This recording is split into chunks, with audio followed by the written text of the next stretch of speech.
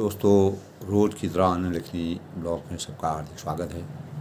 सबके मंगल भविष्य की कामना के साथ रोज़ की तरह दोस्तों अपने प्रेरणास्पद विचारों से मेरे मन में जिस प्रकार के विचार आते हैं वो मैं आपके सामने प्रस्तुत आनंद लिखनी ब्लॉग के माध्यम से कर रहा हूँ। दोस्तों, आज का विषय है मन की वृत्तियों को निर्मल बनाने का प्रयास करना हमारा नैतिक कर्तव्य है। हमारे मन में अनेक प्रकार के भाव उठते हैं और उन वृत्तियों को, जो वृत्तियाँ हमारे अंतःकरण में विचलित करती हैं, हमारे मन अंतस में अनेक प्रकार के भाव, अच्छे बुरे, सत्य असत्य, अच्छाई बुराई, क्या करना चाहिए क्या नहीं करना चाहिए, तो इस प्रकार के भावों की वृत्ति हमारे अंतःकरण में निरंतर होती रहती है और हम संशय में पड़े रहते हैं, भ्रमित होते हैं, अपने जीवन को सही ढंग से आगे को अग्रसित नहीं कर पाते हैं। तो मन की वृत्तियों को निर्मल हमको करने के भाव अपने अंतःकरण में जगाना चाहिए। तो दोस्तों, हमारा जीवन जो है एक प्रकार का अंतर यात्रा जो होती है, हमारे अंतःकरण में एक यात्रा हम अनेक प्रकार की साधनों से संसाधनों से करते हैं। एक यात्रा हमारे अंतःकरण में, हमारे शरीर में दोस्तों 1,00,000 किलोमीटर तंत्रिका तंत्र होती है। 1,00,000 किलोमीटर की दूरी के अनुसार इतने तंत्रिका तंत्र हमारे शरीर में बहे रहते हैं और हमारे शरीर में 5 लीटर जो है रक्त होता है और इसी से हमारा शरीर के जो अनेक प्रकार के जो हमारे अंग होते हैं, प्रत्यंग होते हैं, इंद्रियां होती हैं, वो अनेक प्रकार के कार्यों का संचालन करके, जब तक परमात्मा ने हमारे जीवन को इस प्रकार से बनाया कि हर अंग में हर अंग से हमारी चेतनाएं हमारे मस्तिष्क में जाती हैं और हमारी वृत्तियों में अनेक प्रकार के भाव प्रकट होते हैं। तो यह हमारी अंतर्यात्रा के विज्ञान के समान है। तो साधकों का, जो अच्छे साधक होते हैं, उनका पथ प्रदर्शन यही चीज़ें करते हैं। जो अच्छे साधक होते हैं, जो ज्ञान की वास्तविकता को लोगों में प्रसारित करते हैं, प्रचार प्रसार करते हैं और उससे लोगों के भावों को एकत्रित करके संगठित करते हैं और उनके भावों के खराब विचारों को सही विचारों में परिवर्तित करने का भाव व्यक्त करते हैं। तो दोस्तों, तत्वों को हमको अनेक प्रकार के जो भाव होते हैं उसका आत्मसात करके पूरी दुनिया के असंख्य जो अनेक प्रकार के जो साधक हैं, योग साधक के रूप में जो अवतरित होते हैं, आत्मचेतना की अंतर्यात्मा जिनके अंतःकरण में होती है, अनेकों दिव्य अनुभव उनसे उनके जीवन में रहते हैं और यही हमारी मन की वृत्तियों के निर्मल बनाने का, निर्मल उनके सौजन्य से होती हैं। तो दोस्तों, यही कारण है कि योग की जो कथा होती है, साधक समुदाय में साधक संजीवनी के रूप में विख्यात, हमारे जीवन के लिए वरदान के स्वरूप है। जिस प्रकार संजीवनी हमारे जीवन में वरदान का स्वरूप है, उसी प्रकार साधक भी हमारे जीवन को साधना में प्रेरित करके हमारे लिए संजीवनी, जिस प्रकार लक्ष्मण जी को मेघनाद से बाण लगाया था, तो जब संजीवनी बूटी लाई गई तब उनके प्राण बचे थे। तो इसकी अनेक प्रकार की योग की बातों को, जो समाधि वगैरह होती हैं, इनकी अनेक प्रकार की चीज़ों को हम चिंतन करते हैं।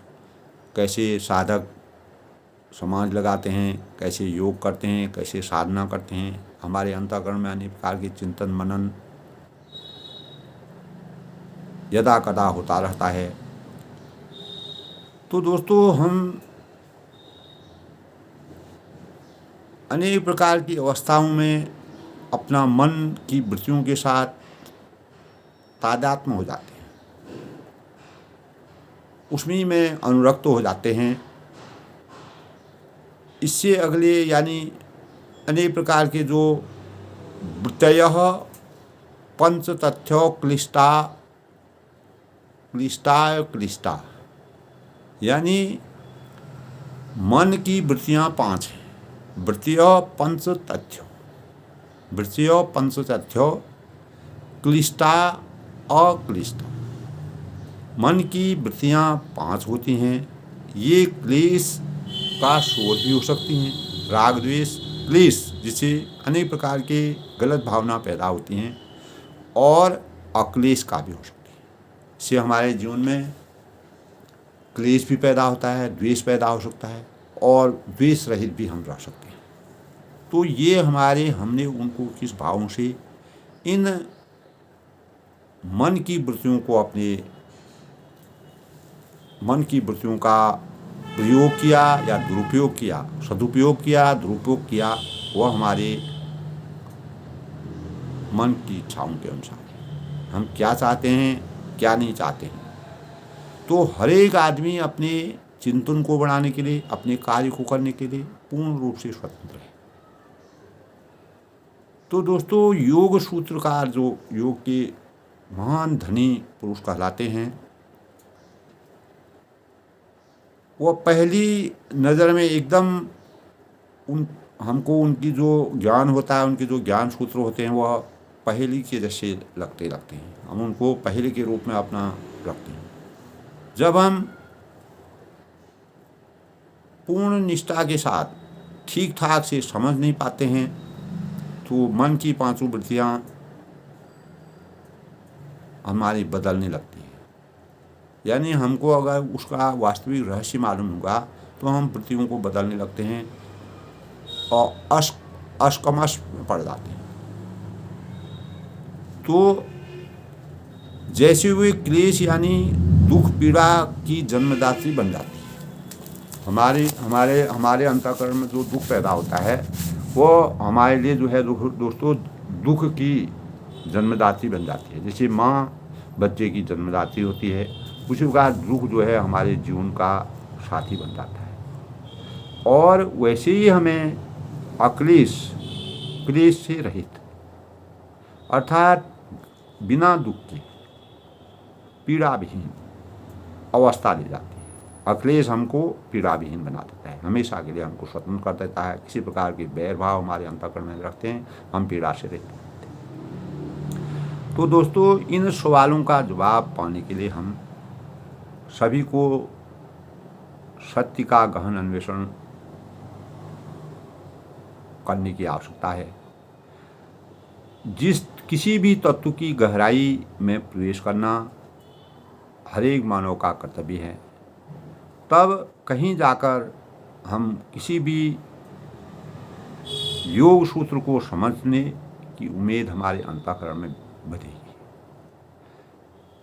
जिन खोजा तिन पाया गहरे पानी बैठी, जिन खोजा तिन पाया गहरे पानी बैठी, यानी गहरे पानी पैठ इस शर्त की जुड़ी हुई, इस शर्त को पूरा करने के लिए अनेक प्रकार के मंतव्य हमारे अंतःकरण में विराजते हैं कि इस गहरे पानी में जब तक हम पैठेंगे शुरुआत से ही, कहीं किनारे से ही, यानी जिन्होंने गहरे पानी में जाकर के कुछ खोजने का प्रयास किया, उनको ही कुछ प्राप्ति हुई। भगवान के चिंतन में जो पूर्ण रूप से समर्पित हुए, वही अज्ञान रूपी अंधकार से ज्ञान रूपी प्रकाश की तरफ बढ़े। तो जिससे हम सब काफ़ी हम लोग जानते हैं इस बारे में, इतना प्रगाढ़ ये रहस्य है दोस्तों कि इसमें से कईयों ने यह मान लिया कि वे शरीर से भिन्न और कुछ भी नहीं है, हमारे शरीर से भिन्न और कुछ भी नहीं है। इस दृश्यमान शरीर के मुख्य अवयव भी 5 हैं दोस्तों, जिन्हें 5 कर्मेंद्रियां भी कहते हैं।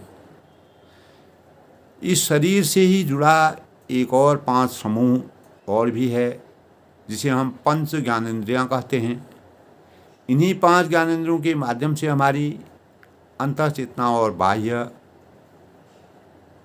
जगत के संबंध में हमको ज्ञान होता है।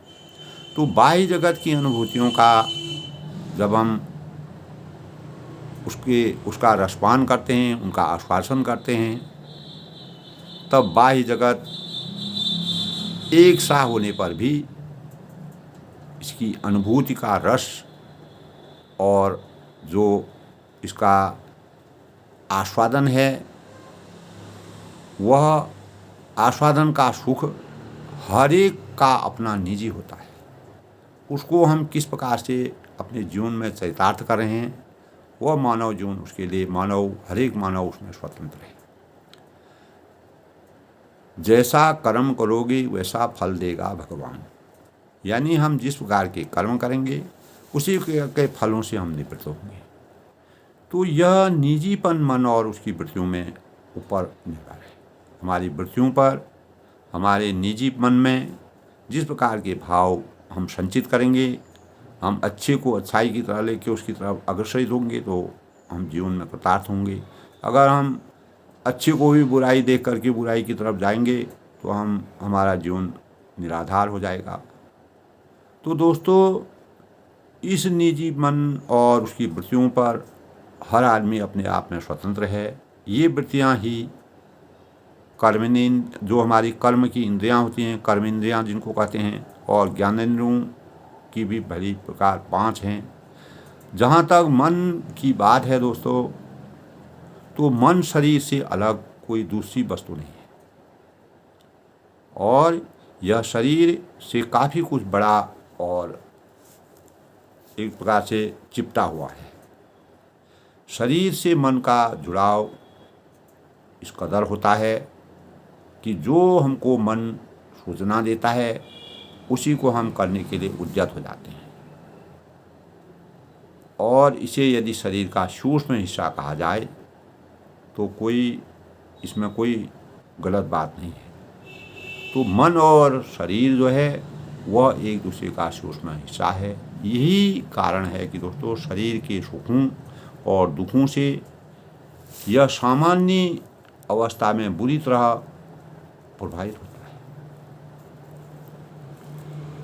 यह भी एक तरह से शरीर ही है दोस्तों, परंतु योग साधना के बिना जब हम अपने शरीर के प्रत्येक अंग को योग में, साधना में, भक्ति में लीन करेंगे तो योग साधना के बिना इसका अलग अस्तित्व अनुभव नहीं हो पाता है। जबकि योग साधना करने वाले इस सच्चाई को बड़ी आसानी से जान लेते हैं। जो उसके गुण में छुपे हुए हैं, जो उसके रोज़ उसकी वृत्तियों को करते हैं, जो उसकी वास्तविकता को जानते हैं, वो उनको उसके बारे में पूरा ज्ञान है। तो वह कभी भी गलत रास्ते का चयन नहीं करेगा। भले ही उसको हम दृश्य रूप में, प्रत्यक्ष रूप में देखें या परोक्ष रूप में देखें, तो हमारा चिंतन जो है एकीकृत होगा। दृश्य शरीर दोस्तों यदि स्थूल शरीर है तो अपनी शक्तियाँ और जो हमारी जीने की जो संभावनाएं हैं, इनके साथ मन सूक्ष्म शरीर है। हमारा मन जो है सूक्ष्म शरीर के समान। इसका विकास इस तथ्य पर निर्भर करता है कि मन और उसकी वृत्तियों का किस तरह से उपयोग किया गया। हमारा मन है, मन को हमने किस प्रकार से उसका यूज किया, प्रयोग किया, और हमारी वृत्तियाँ जो हम कार्य करते हैं उसको हमने किस प्रकार से उसका सदुपयोग किया, दुरुपयोग किया। यदि दुरुपयोग तक सीमित रही तो मानसिक शक्तियाँ केवल इंद्रिय भोगों में खपती रहेंगी। जैसे कि मैंने कहा दोस्तों कि अच्छाई की तरफ हम ले जाएंगे, दुरुपयोग करेंगे तो हमारे इंद्रिय भोगों का ही हम सीमित रहेंगे। केवल शुद्ध स्वार्थ के लिए, छोटे से स्वार्थ के लिए अनेक प्रकार के साधनों को जुटाते जाएंगे। महत्वाकांक्षाएं, अपेक्षाएं हमारे अंतःकरण में बढ़ते जाएंगी और हमारा अंतःकरण में फिर क्या होगा, खोखला अहंकार पैदा होगा और हम प्रतिष्ठा कोई जीवन का सार सर्वस्व मानेंगे। भक्तिभाव और अनेक प्रकार की सद्भावना, सद्विचार, लोक कल्याण, इस प्रकार की भावनाएं और किसी निर्जीव को सताना, अपनी महत्वाकांक्षा के लिए लोगों की आत्मा का हनन करना, अनेक प्रकार के इस प्रकार के भाव हमारे अंतःकरण में विराजमान हो जाएगी। तो मन की 5 वृत्तियां जीवन में क्लेश का स्रोत साबित होने लगती है। तो दोस्तों, यदि इससे उलट हम अगर बात करें तो दिशा मन के सदुपयोग की है। अगर मन को योग साधना में लीन किया जाए, सच्चे कार्यों में परमात्मा के सानिध्य में किया जाए, तो मन की यही 5 वृत्तियां अक्लेश का स्रोत सिद्ध होती है। किसी प्रकार की द्वेष भावना हमारे अंतःकरण में रहेंगी, हम स्वच्छंद रहेंगे, निर्मल मन पाएंगे, निर्मल तन पाएंगे।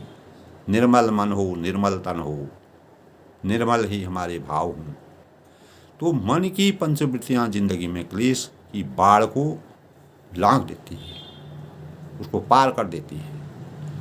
इसका अनुभव हमें सभी, हम अब जब अक्लेश को अपने जीवन का स्रोत बना लेते हैं, तब हम उसको सिद्ध करने की भाव, जैसे दोस्तों काफ़ी लोग सिद्ध पुरुष होते हैं, वो अपने जीवन में अक्लेश को अपनाते हैं। क्लेशों में भी अक्लेश के भाव को संचित करके उसमें से भी सुंदर सार की रचना कर देते हैं और जीवन साधना के स्वर्णिम सूत्रों में वह संभव हो जाता है। तो दोस्तों, इसी प्रकार वृत्तियों का खेल समझ में न आए तो सब कुछ की आधारा बेकार हो जाता है। तो सारा योग जब है हमारा व्यर्थ हो जाता है।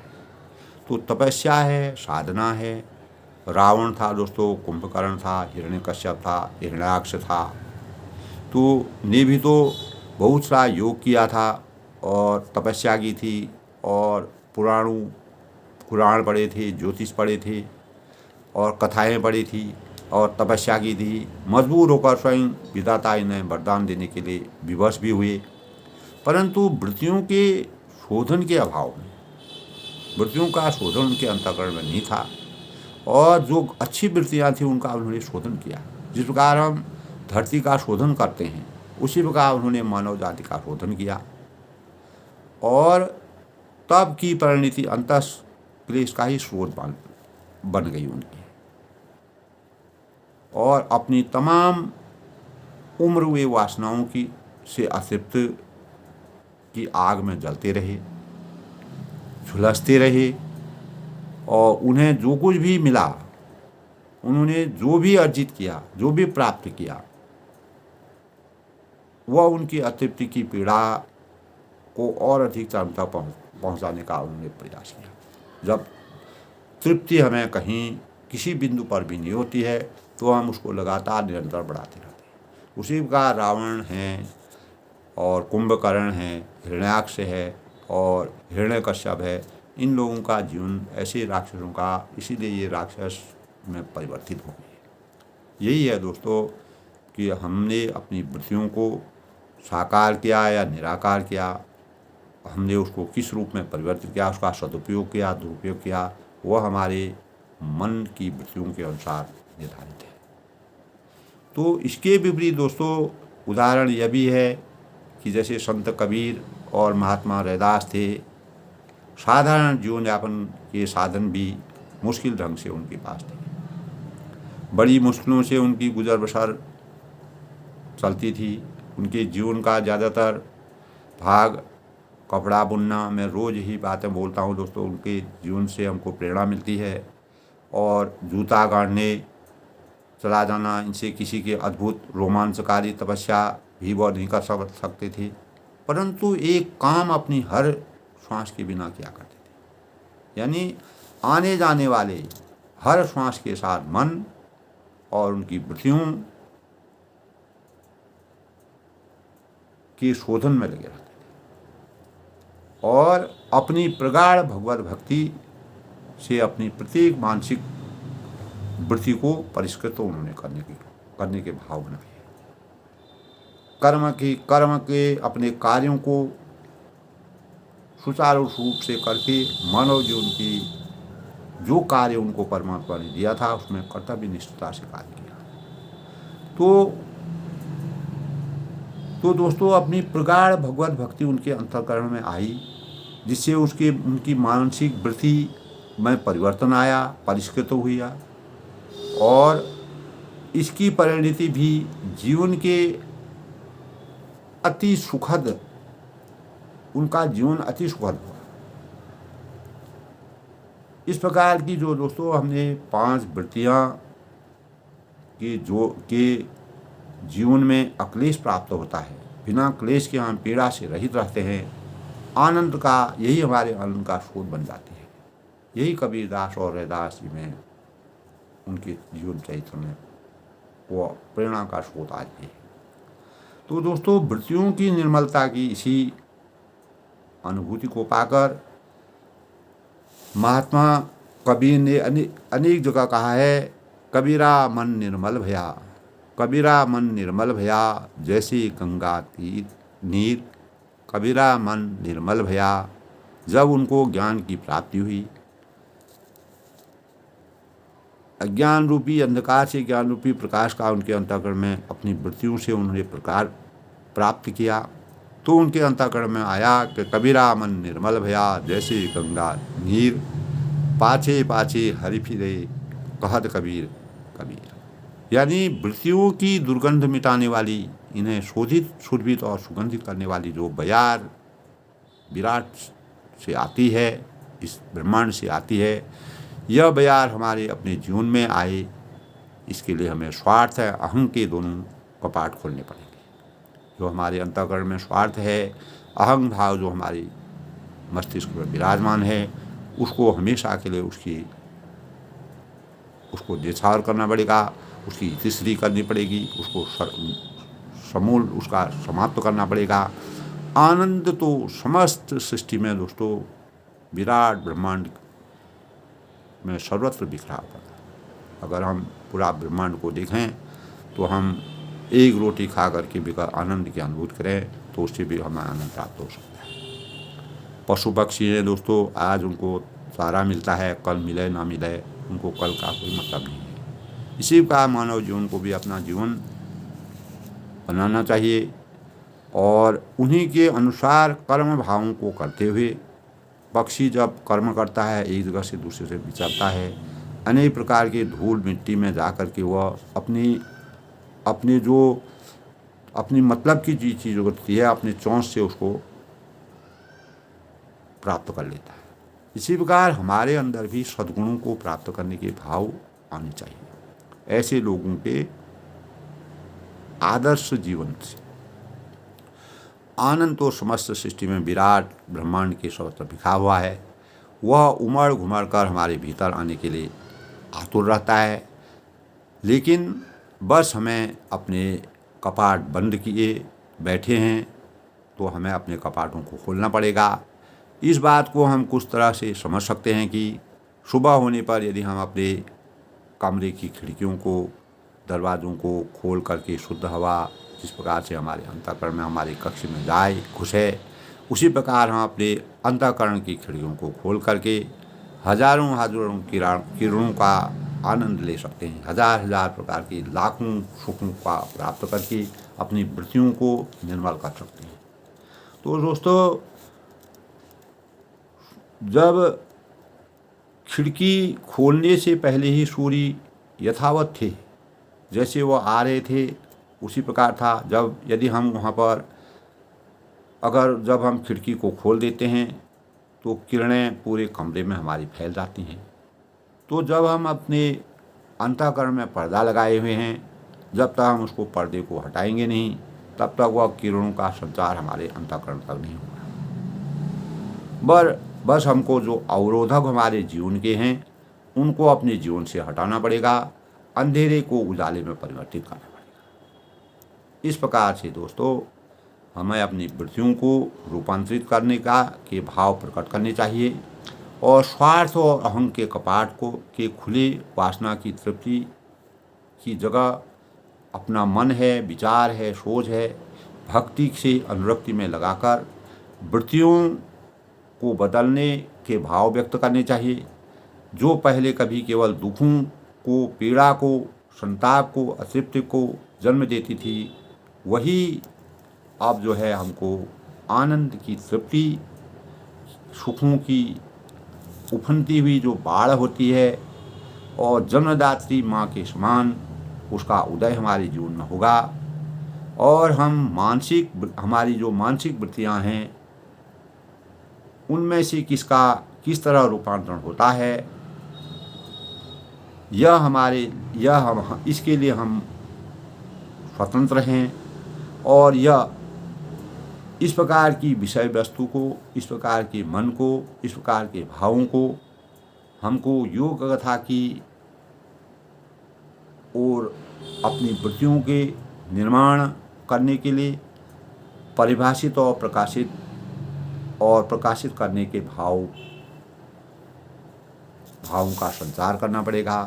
तभी हम कबीरा मन निर्मल भया जैसे गंगा नीर, पाछे पाछे हरि फिरे कहत कबीर कबीर, इस प्रकार के भावों को अपने अंतःकरण में व्याप्त कर सकते हैं और उनको, अपने चित्त को, मन की वृत्तियों को निर्मल बनाने का यही सबसे बड़ा तरीका है।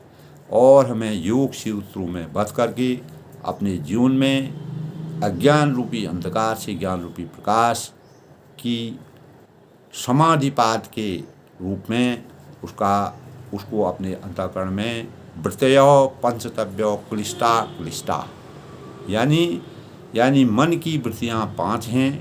वे क्लेश का स्रोत भी हो सकता है और अक्लेश का भी। ये हमारे ऊपर निर्भर है। हम अपने जीवन को क्लेशवान बनाएं, क्लेश से भरा बनाएं या अक्लेश से बनाएं, यह हमारे वृत्तियों की और निर्मलता के भाव, जैसे भाव आप अपने चिंतन में रखेंगे, अपने अंतःकरण में रखेंगे, अपने मस्तिष्क में रखेंगे, उसी के भावों का संचार होगा। सभी लोगों को दोस्तों इस प्रकार के भावों से अपने अंतःकरण को शुद्ध करने का भाव व्यक्त करने चाहिए। मुझे भी स्वयं दोस्तों इस प्रकार के भावों का संचार करना चाहिए। जो हमारे में अज्ञानता है, गलतियां हैं, उन पर सुधार करना चाहिए। तभी हमारा कल्याण हो सकता है। तभी हम मन की वृत्तियों को निर्मल बनाने में सक्षम हो सकते हैं। प्रत्येक मानव जीवन का इस प्रकार का भाव होने चाहिए। तभी हम मानव धर्म की सच्ची स्थापना कर सकते हैं। सबके मंगल भविष्य की कामना के साथ सब लोग खुश रहें, प्रसन्न रहें। इसी प्रकार दोस्तों प्रेरणादायक विचारों के माध्यम से मैं हमेशा आपके सामने प्रस्तुत रहूँगा। सबका जीवन सुखी रहे।